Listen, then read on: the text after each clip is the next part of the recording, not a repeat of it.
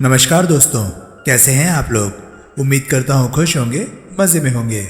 जैसा कि आप जानते हैं, मैं इस चैनल पर लेकर आता हूँ नए नए ऑडियो बुक्स जो होते हैं कॉमिक्स से, नॉवल से और स्टोरीज से।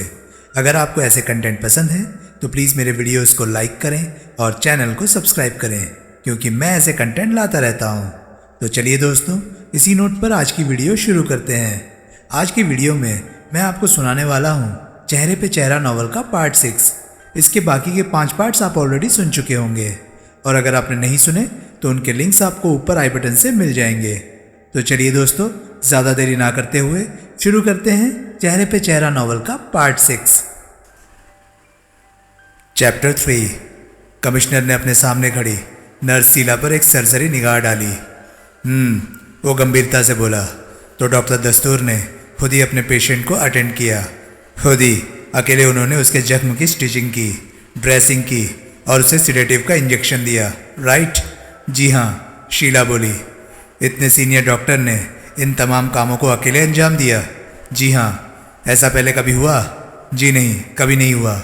वो पेशेंट वाकई गंभीर रूप से घायल था? मुझे मालूम नहीं। मालूम नहीं? मैंने पहले ही कहा है कि ऐन वक्त पर डॉक्टर दस्तूर ने मुझे अपने ऑफिस में अपना ब्रीफकेस लाने के लिए भेज दिया था। ब्रीफकेस में ज़रूर कोई लाइफ सेविंग ड्रग रहा होगा जो कि डॉक्टर साहब उस पेशेंट को देना चाहते थे। ब्रीफकेस मुझे उनके ऑफिस में नहीं मिला था। अच्छा, उन्हें तो बड़ी फिक्र हुई होगी उसके ना मिलने पर। नहीं, उन्होंने कहा था कि शायद ब्रीफकेस उन्होंने अलमारी में बंद कर दिया था। तो फिर आप अलमारी में से ब्रीफकेस निकालने गई होंगी?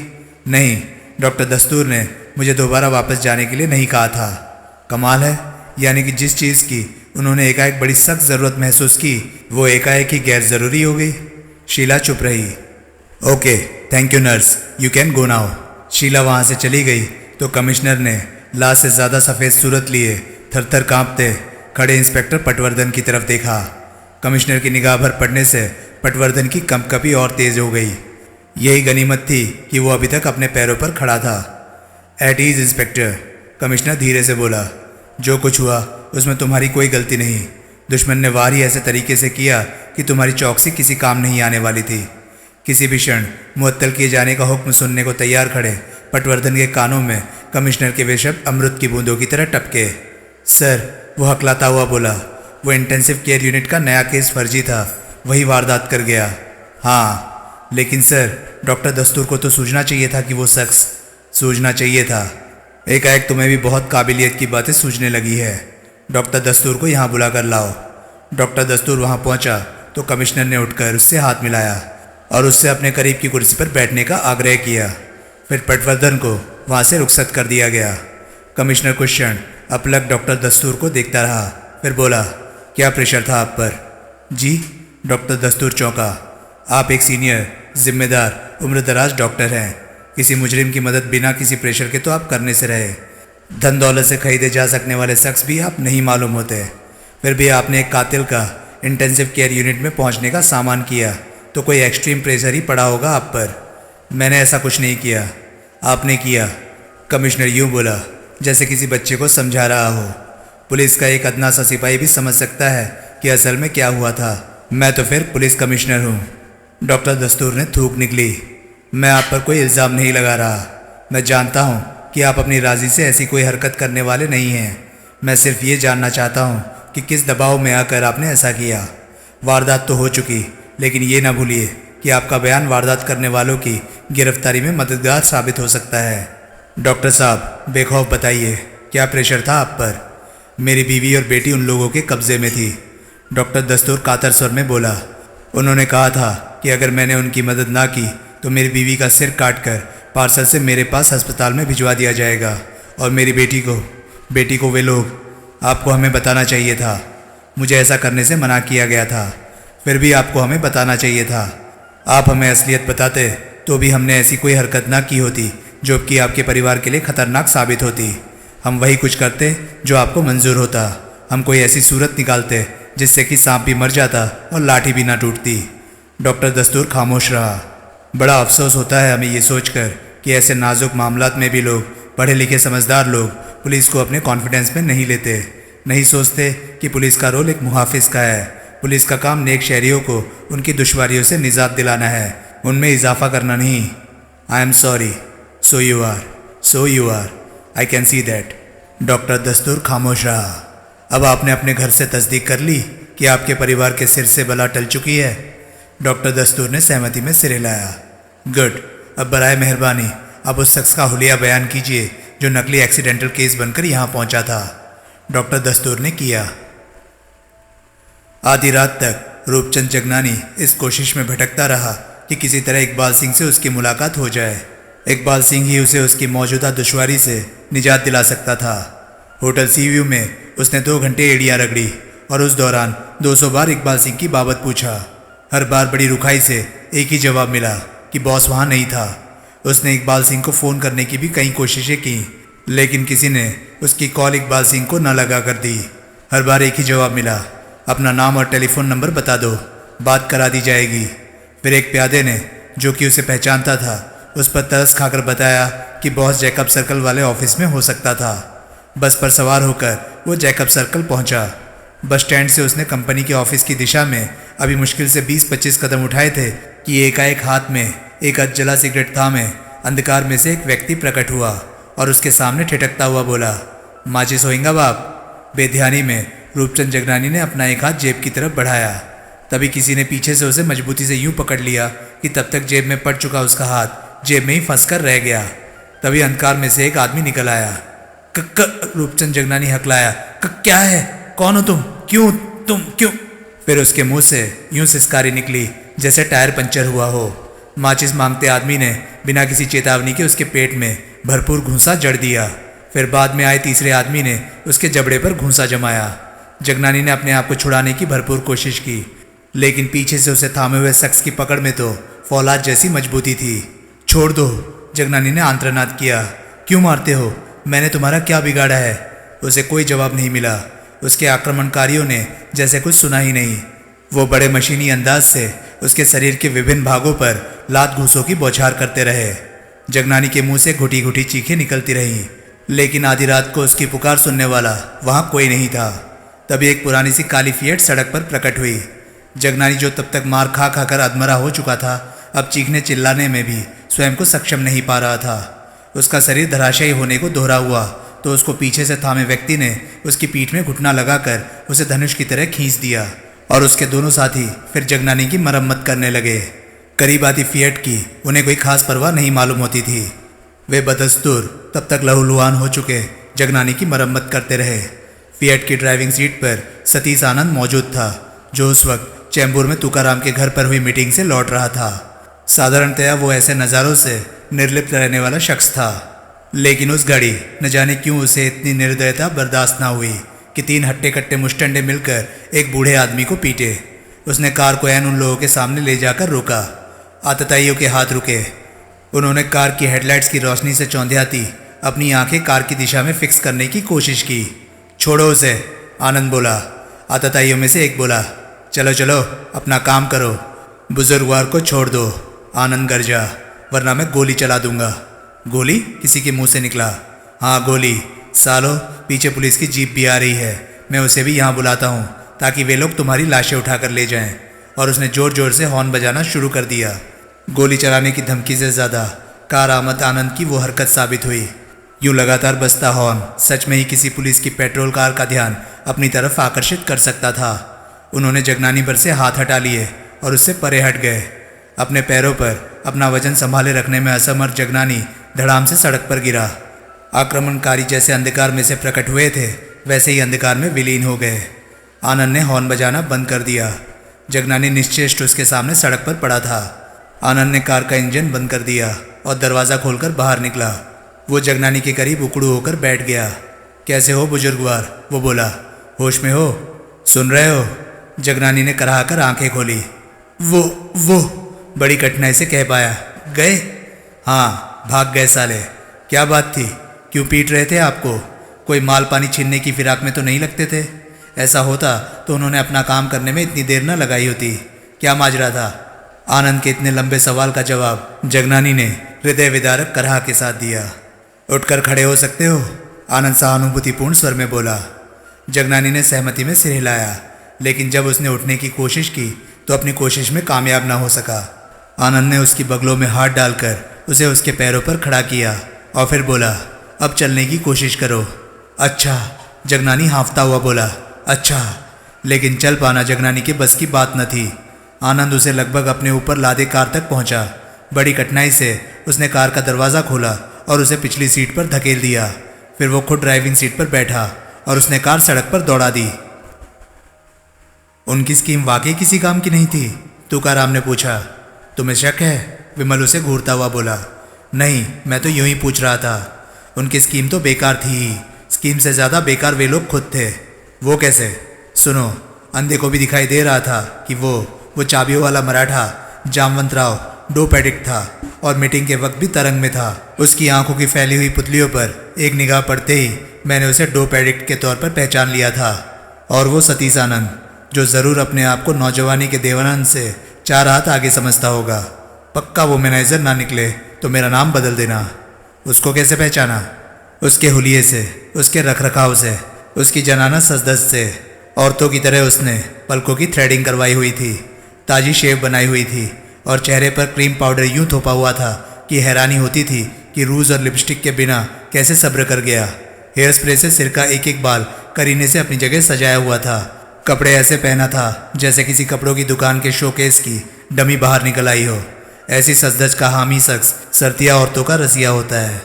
ओह, वो तीसरा जॉर्ज सेबेस्टियन, पक्का अल्कोहलिक ना निकले तो मेरा नाम बदल देना।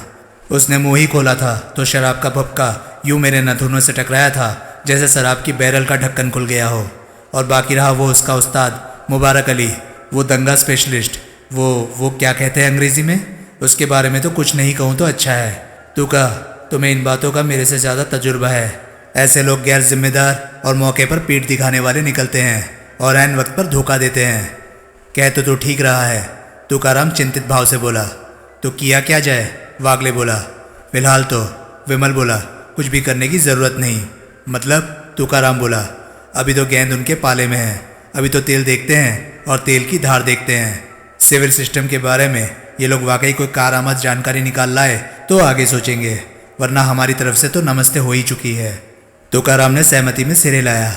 आगे, जो तुत भावे नानका सोई भली कार। इसका क्या मतलब हुआ? इसका मतलब हुआ, जवाब वागले ने दिया, हो सोई जो राम रची राखा। ओह वागले, अब मेरे लिए एक ट्रंक कॉल बुक करा दे। कहाँ? Rajnagar, urgent. Rajnagar, number not known to particular person, Sunil Kumar Chakravarti. बड़ी कठिनाई से सतीश आनंद रूपचंद जगनानी को संभालता, घसीटता, उठाता, चलाता अपने फ्लैट तक ला पाया। उसने उसे अपने पलंग पर लिटा दिया। बेटा, रूपचंद जगनानी बड़ी कठिनाई से कह पाया, मेरी वजह से तुम कितनी तकलीफ उठा रहे हो। छोड़ो बुजुर्गवार, आनंद विनोदपूर्ण स्वर में बोला। यह तकलीफ नहीं, मेरी सज़ा है। आखिर क्यों मैंने किसी के फट्टे में टांग अड़ाने की हिमाकत की? और अब जब मैं ऐसी हिमाकत कर ही चुका हूँ तो इसे मुझे किसी सिरे तक पहुँचाना चाहिए या नहीं? रूपचंद खामोश रहा। अब आपको डॉक्टर की ज़रूरत है। मेरी मर्जी आपको अस्पताल ले जाने की थी, लेकिन जैसी मार आपको पड़ी है उसको देखते हुए अस्पताल वाले यकीनन आपको पुलिस केस बना देते। मुझे अस्पताल न ले जाकर तुमने बहुत अच्छा किया बेटा। वो तो है, मैं हमेशा अच्छा ही करता हूँ बुजुर्गवार। मैं आपके लिए डॉक्टर बुलाता हूँ, वो सवाल करेगा। जो डॉक्टर मैं बुलाने जा रहा हूँ वो सवाल नहीं करेगा। डॉक्टर मेरा पड़ोसी है, मेरा दोस्त है, मैं बुलाकर लाता हूँ उसे। शुक्रिया, रूपचंद कृतज्ञ भाव से बोला। बेटा, तुम्हारे इस एहसान का बदला मैं ज़िंदगी में कभी ना कभी ज़रूर चुकाऊंगा। ना चुका पाया तो अपने आप को बहुत अभागा समझूंगा मैं। मेरे ख्याल से आपको ज़्यादा बोलना भी नहीं चाहिए। लेकिन वैसे माजरा क्या था? आपकी जान लेने का इरादा तो उन बदमाशों का नहीं मालूम होता था। ऐसा होता तो वो अपना काम निपटा कर कब के वहाँ से जा चुके होते। वो शायद मुझे तड़पा तड़पा कर मारना चाहते थे, लेकिन क्यों पता नहीं। बिन वजह होने वाला काम तो ये है नहीं। मुझे वजह नहीं मालूम। आपकी किसी से अदावत होगी, आपने किसी का कुछ बिगाड़ा होगा। नहीं, खैर बाकी बातें बाद में, मैं डॉक्टर को बुला कर लाता हूँ। गलियारे में जाकर आनंद ने बगल के फ्लैट की कॉल बेल बजाई। थोड़ी देर बाद दरवाज़ा खुला और चौखट पर एक अधेड़ व्यक्ति प्रकट हुआ। उसकी सूरत से साफ लग रहा था वो सोते से जगाया गया था। क्या है? वो झुंझलाहट भरे स्वर में बोला। फिर कोई बुलबुल कौमार्य भंग होने के सदमे से बेहोश हो गई है? नहीं नहीं डॉक्टर साहब, आनंद जल्दी से बोला। बुलबुल वाला मामला नहीं, उसके लिए मैं आपको इतनी रात गए डिस्टर्ब ना करता। तो एक बुजुर्गवार है, बुरी तरह से जख्मी है। कैसे हो गए जख्मी? गुंडों ने पीट दिया। आप जानते ही हैं आजकल शहर में गुंडागर्दी कितनी बढ़ गई है। मैं अपना बैग लेकर आता हूँ। 2 मिनट बाद डॉक्टर आनंद के फ्लैट में रूपचंद का मुआयना कर रहा था। कोई हड्डी नहीं टूटी है, अंत में डॉक्टर बोला, लेकिन कुछ चोटें बहुत नाजुक जगहों पर आई होने की वजह से खतरनाक मोड़ ले सकती हैं। इनको 4-5 दिन के मुकम्मल आराम की ज़रूरत है। ये यहीं रहे तो ठीक है, अगर आराम के लिए कहीं और जाना चाहे तो इनको एम्बुलेंस की एहतियात में भेजा जाना ज़रूरी है।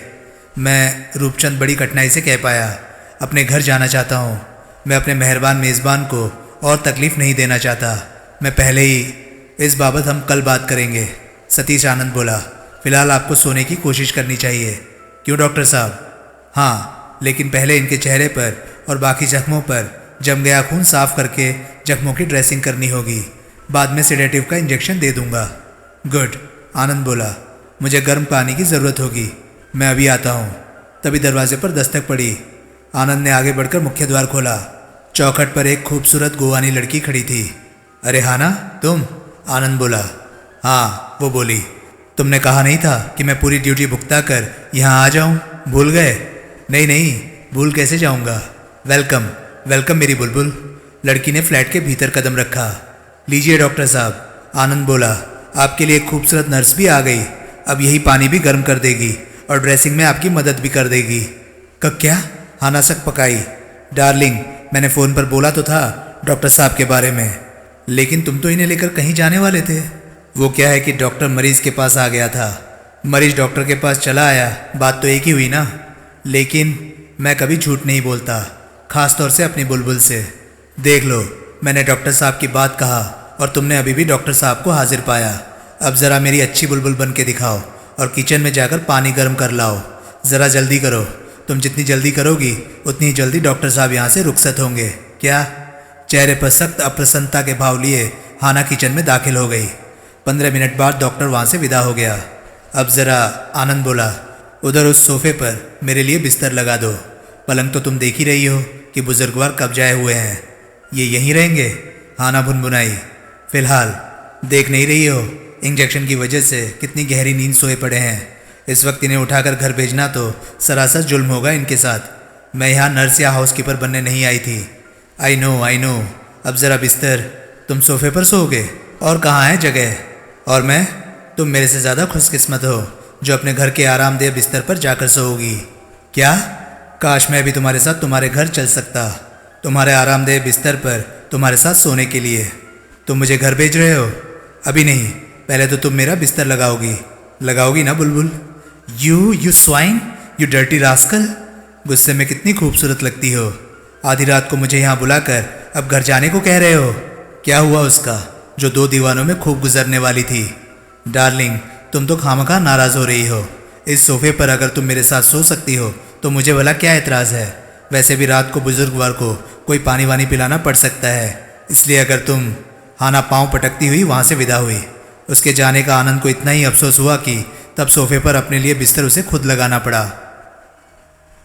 शाबाश, इकबाल सिंह बोला, शुक्र है कि कोई काम तूने ठीक से करके दिखाया है, वरना मुझे तो तेरी तरफ से सख्त नाउम्मीदी हो गई थी। डोंगरे चुप रहा। मैं इस बात से खास तौर से खुश हुआ हूँ कि काम तूने किसी और को देने की जगह खुद किया। शुक्रिया। वो डॉक्टर बाद में कोई उल्टा सीधा बयान तो नहीं देगा? वो ऐसी हिम्मत नहीं कर सकता। औलाद और बीवी पर से खतरा टल गया जानकर वो बदले की भावना से कुछ उल्टा सीधा बक सकता है तेरे खिलाफ। वो मेरे बारे में कुछ नहीं जानता। बड़ी हद वो मेरा हुलिया बयान कर सकता है, लेकिन मेरे जैसे आम हुलिये वाले मुंबई में हज़ारों आदमी होंगे। उनमें से कितने की एक आंख शीशे की होगी?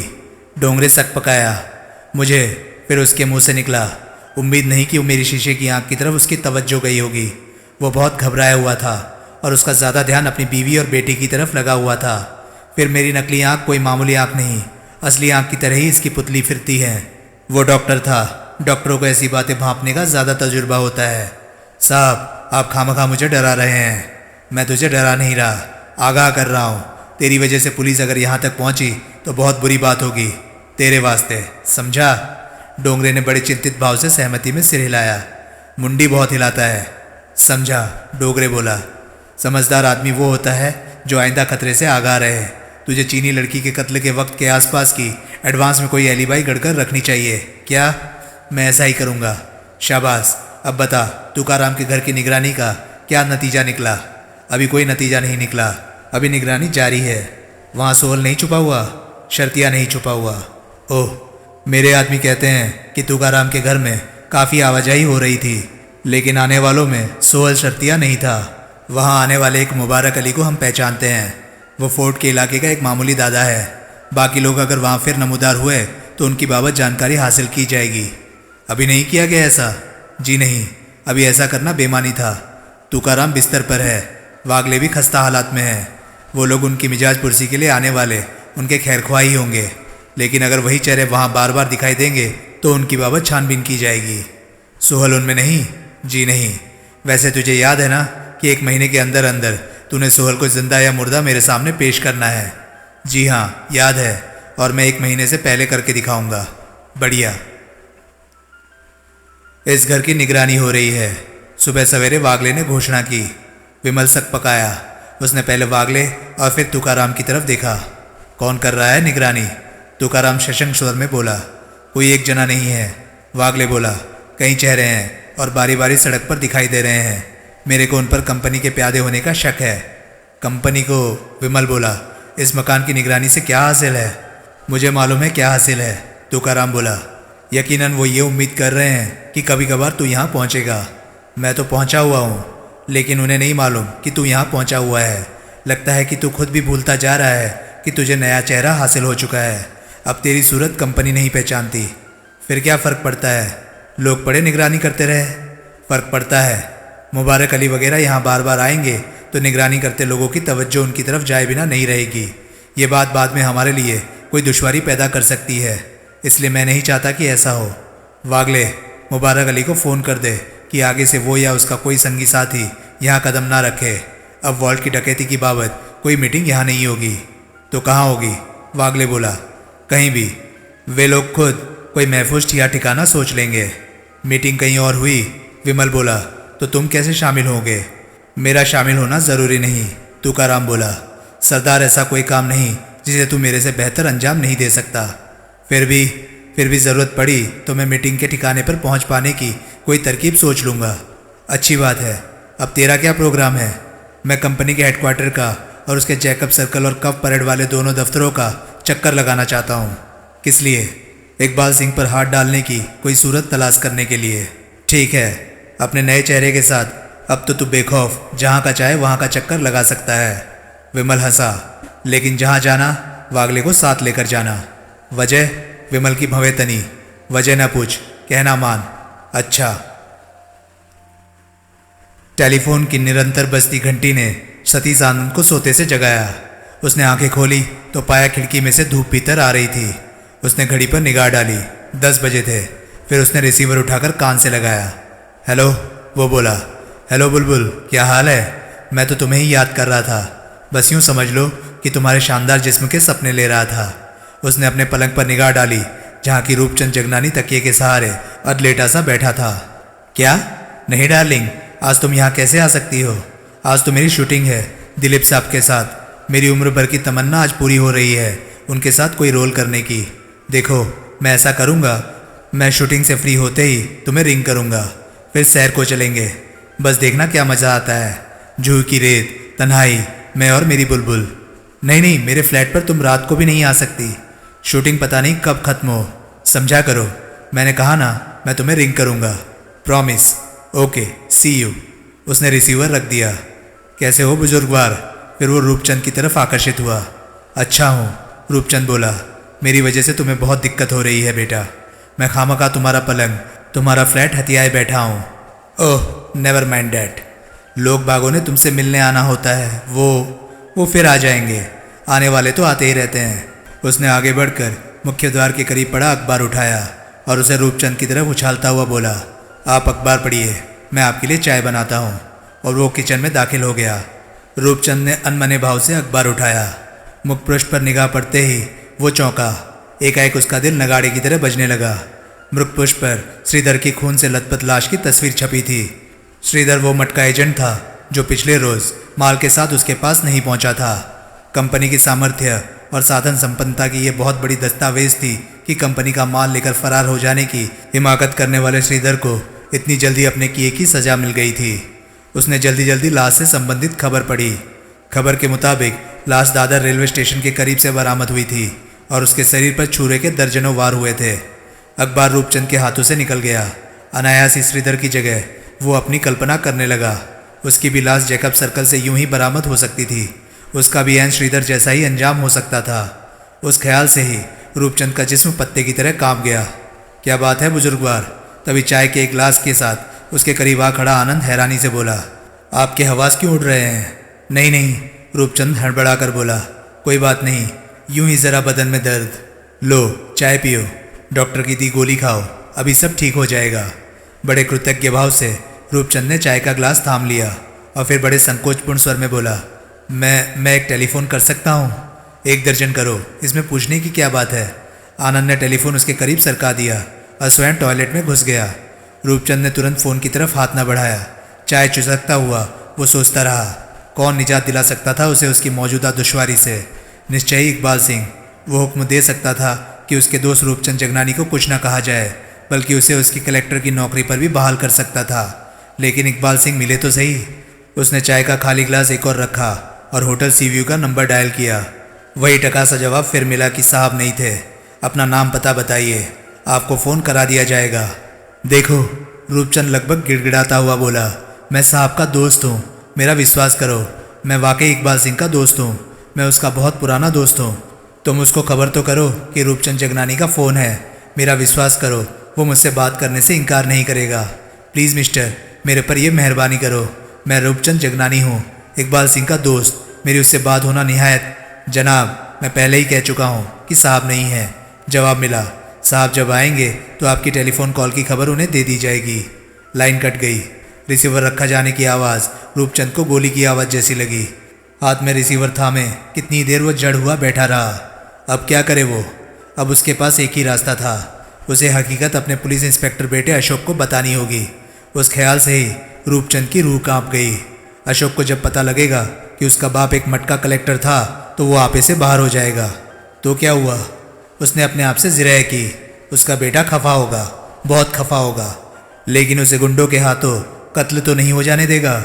उसने डायल की तरफ हाथ बढ़ाया, लेकिन अशोक का नंबर डायल करने के लिए वो अपने आप को तैयार न कर सका। नहीं नहीं, यह बहुत बड़ा जुल्म होगा अशोक के साथ। एक कर्तव्यनिष्ठ पुलिस अधिकारी का बाप और कंपनी का मुलाजिम, एक मटका कलेक्टर। यूँ अपनी औलाद को रुसवा करने से तो मर ही जाना अच्छा था। फिर उसे गोविंद दत्तानी को फिर से फ़ोन करने का ख्याल आया। पिछली रात वो नशे में था, आज शायद उसे दोस्ती का कोई लिहाज आ जाए। उसने कांपती उंगलियों से दत्तानी के घर का नंबर डायल किया। कुछ देर घंटी बजती रही, फिर खुद दत्तानी ने रिसीवर उठाया। उसकी भारी आवाज़ रूपचंद के कानों में पड़ी। हेलो, कौन है? साईं, मैं रूपचंद बोल रहा हूँ। रूपचंद जल्दी जल्दी सिंधी में बोलने लगा। खुदा के वास्ते मेरी बात सुनो साईं, तुम जानते हो इकबाल सिंह मेरा दोस्त है और वो मेरा कितना मान करता है। मैंने इकबाल सिंह से बात करने की कई बार कोशिश की, लेकिन बात हो नहीं पाई। लेकिन जब मेरी बात होगी तो यकीन जानो वो यही कहेगा कि रूपचंद जगनानी को कुछ मत कहो, वो मेरा दोस्त है। मैं जब उसे असलियत से वाकिफ़ कराऊंगा तो वो तुम्हें भी यही ऑर्डर देगा कि मेरे साथ कोई सख्ती ना की जाए। साईं, कल रात तुमने अपने आदमियों से मेरी जो पिटाई करा दी सो करा दी, अब उन्हें रोक लो। हमेशा के लिए नहीं तो तब तक के लिए तो रोक लो जब तक कि इकबाल सिंह से मेरी कोई बात नहीं हो जाती। साईं, खुदा के वास्ते कहो कि ऐसा किया। दूसरी ओर से कोई उत्तर ना मिला। साईं, जवाब तो दो, रूपचंद व्याकुल भाव से बोला। बोलो, मंजूर किया ना? बोलो साईं। तुम बक चुके? दत्तानी धीरे से बोला। कुछ कहना बाकी तो नहीं रह गया? नहीं, लेकिन रह गया हो तो वो भी कह लो ताकि फिर मैं बोलूं। बोलो साईं, बोलो कि इकबाल सिंह को तुम्हारी करतूत की खबर है। रूपचंद के सिर पर जैसे पहाड़ टूटा, और जो कुछ हो रहा है उसी के हुक्म पर हो रहा है, समझा बेवकूफ़? रिसीवर रूपचंद के हाथों से निकल गया। धूप से जगमगाता हुआ कमरा उसे अपनी आंखों के सामने घूमता महसूस होने लगा। फिर कई क्षण बाद बड़ी कठिनाई से उसने अपने आप पर काबू किया। अब उसे अपने बेटे से बात करनी ही पड़नी थी। कांपते हाथों से उसने रिसीवर फिर उठाया और अपने बेटे के घर का नंबर डायल किया। हेलो, कौन? मीरा। कॉल लगी तो रूपचंद व्यग्र भाव से बोला, कैसी हो बेटी? शिल्पा कैसी है? अशोक कहाँ है? ज़रा मेरी उससे बात। क्या? गोवा गया है? कब? आज ही सुबह? कोई बड़ा केस है? लौटेगा कब? पता नहीं, लेकिन मैंने तुझसे बहुत ज़रूरी बात करनी थी। गोवा में उसका कोई फ़ोन नंबर नहीं मालूम? है ही नहीं। वो कल मेरे घर गया था मुझे बताने के लिए कि वो गोवा जा रहा था। ओहो, मैं तो घर पर नहीं था। वो क्या है कि मेरा छोटा सा एक्सीडेंट हो गया था, एक कार वाला साइड मार गया था। नहीं नहीं, फिक्र की कोई बात नहीं, एकदम ठीक हूँ मैं एक दोस्त के घर पर हूँ, मिलकर बताऊँगा सब कुछ। अशोक ये भी नहीं कह गया कि कब लौटेगा? तुम्हें भी कोई कांटेक्ट का जरिया नहीं बता गया? कोई खुफिया केस है? ओह ओह, ठीक है, मैं फ़ोन रख रहा हूँ। हाँ, मैं आऊँगा बहुत जल्द। उसने रिसीवर रख दिया। तभी आनंद टॉयलेट से बाहर निकला। उसकी रूपचंद के चेहरे पर निगाह पड़ी तो वो लंबे डग भरता हुआ उसके करीब पहुंचा। क्या हुआ? वो बोला। तबीयत तो ठीक है? ठीक है, रूपचंद बोला। आपका चेहरा तो कागज़ की तरह सफ़ेद लग रहा है। अभी तो अच्छे भले थे आप। मैं ठीक हूँ। कोई बात है तो मुझे बेहिचक बताइए, शायद मैं आपकी कोई मदद कर सकूँ। नहीं नहीं, कोई बात नहीं, तुम पहले ही मेरी बहुत मदद कर चुके हो बेटा। तुम कोई आम आदमी नहीं हो बेटा, तुम तो अवतार हो। कितना दया भाव है तुम्हारे मन में। अरे छोड़िए ये बातें, कोई सेवा हो तो बेहिचक बताइए। कुछ नहीं, बस एक छोटा सा काम और कर दो। क्या? एक फ़ोन मेरी तरफ से तुम कर दो। कहाँ? मेरे ऑफिस में। उन्हें बोल दो कि मेरा एक्सीडेंट हो गया है, इसलिए मैं ऑफिस नहीं आ सकता। मैं खुद फ़ोन करूँगा तो मेरा बॉस सैकड़ों सवाल करेगा मेरे से। कहाँ काम करते हैं आप? कॉरपोरेशन के दफ्तर में। मैं वहाँ के सिविल डिपार्टमेंट में ड्राफ्टमैन हूँ। कॉरपोरेशन? ड्राफ्टमैन सिविल डिपार्टमेंट में? आनंद सक पकाया। फिर तो शहर के हर इलाके के सिविल सिस्टम और बिजली टेलीफोन वगैरह की अंडरग्राउंड वायरिंग की सब जानकारी रहती होगी आपको। सब तो नहीं, मुंबई शहर बहुत बड़ा है, लेकिन जो जानकारी आपको नहीं मालूम उसे आप मुहैया तो कर सकते हैं। हाँ, वो क्या मुश्किल है। सारा रिकॉर्ड, सब ब्लूप्रिंट्स वगैरह दफ्तर में ही होते हैं। फिर तो आप मेरा एक काम कर सकते हैं। क्या? मुझे शहर के एक खास इलाके के सिविल सिस्टम की और हर प्रकार के अंडरग्राउंड वायरिंग की मुकम्मल जानकारी चाहिए। किस इलाके की? जोहरी बाजार की। किस लिए? तुम कोई ठेकेदार हो? किसी कंस्ट्रक्शन कंपनी के साथ काम करते हो? नहीं तो? बस यूं ही कोई दिलचस्पी है मेरी उन कागजात में। वो कागजात क्लासिफाइड मटेरियल माने जाते हैं और बड़ी एहतियात से स्टील की अलमारियों में बंद करके रखे जाते हैं। बिजली, पानी या टेलीफोन के महकमे वालों को या कंस्ट्रक्शन फर्मों को हम उन ब्लूप्रिंट्स की नकलें दरख्वास्त देने पर मुहैया कराते हैं। नकल तो ड्राफ्टमैन ही तैयार करते होंगे। हाँ, फिर क्या बात है, लेकिन वो सीक्रेट इन्फॉर्मेशन मानी जाती है। उसे मैं किसी को आगे कैसे ट्रांसफ़र कर सकता हूँ? क्यों नहीं कर सकते? पकड़े जाने पर मेरी नौकरी छूट सकती है, मुझे जेल की सज़ा हो सकती है। पकड़े जाएंगे क्यों आप? मैं क्या किसी को बताने जाऊँगा? फिर भी ओह कम ऑन, नहीं नहीं, ये मुमकिन नहीं। वैसे तो आप बड़े नारे लगा रहे थे कि आप किसी भी तरह मेरे एहसान का बदला चुकाएंगे और ना चुका पाए तो अपने आप को बहुत अभागा समझेंगे। वो मैं अब भी कहता हूँ, लेकिन चलिए छोड़िए, खामखा हल्का न होइए एक ही बात को लेकर। फिर खामोशी छा गई। फिर रूपचंद संकोचपूर्ण स्वर में बोला, मेरे ऑफिस में फ़ोन। कॉरपोरेशन का ऑफिस इतवार को भी खुलता है? नहीं, क्यों? आज तो इतवार है। ओह, मैं तो भूल ही गया था। मुझे नंबर बता छोड़ो, मैं कल फ़ोन कर दूंगा। रूपचंद ने उसे एक नंबर बताया जो कि आनंद ने नोट कर लिया। वो कुछ क्षण सोचता रहा और अंत में फिर रूपचंद की ओर आकर्षित हुआ। बुजुर्गवार, वो बोला, अगर आपको आपकी जानकारी की कोई कीमत अदा की जाए तो? जो काम, रूपचंद धीरे से बोला, वैसे करना गलत है, वो कीमत लेकर करना भी तो गलत ही होगा। कीमत में फ़र्क होता है, वैसे ही जैसे चिड़िया की बीट में और हाथी की लीद में फ़र्क होता है। तुम्हारा मतलब है उस जानकारी की कोई बड़ी कीमत हासिल हो सकती है? हाँ, कितनी? 10,000, 20,000, 40,000, 80,000, 1,00,000, इससे भी ज़्यादा। रूपचंद के नेत्र फट पड़े। क्या कहते हो? आनंद आशापूर्ण स्वर में बोला। एक बात तो बच्चा भी समझ सकता है। फिर रूपचंद धीरे से बोला, क्या? एक मामूली जानकारी की गैर मामूली कीमत अदा करने को तैयार शख्स का मकसद ठीक नहीं हो सकता, खास तौर से तब जबकि जहाँ के नक्शों की नकल तुम चाहते हो वो जोहरी बाजार है। इन बातों के बिना पर तुम्हारे मकसद पर शक करना क्या गलत होगा? आप मेरे से सवाल कर रहे हैं? आनंद तनिक मुस्कुराता हुआ बोला, हाँ, मैंने आपसे कोई सवाल किया था? मैंने आपसे पूछा था कि कल रात को मवाली आपको क्यों पीट रहे थे? तुम ठीक कह रहे हो बेटा। एकाएक रूपचंद बिस्तर से उठने का प्रयत्न करने लगा। मैं ही गलत हूँ और नालायक भी, जो अपनी मदद करने वाले की मदद नहीं कर सकता। अब मुझे यहीं बने रहकर तुम्हारे ऊपर बोझ बनना शोभा नहीं देता। मैं जाता हूँ।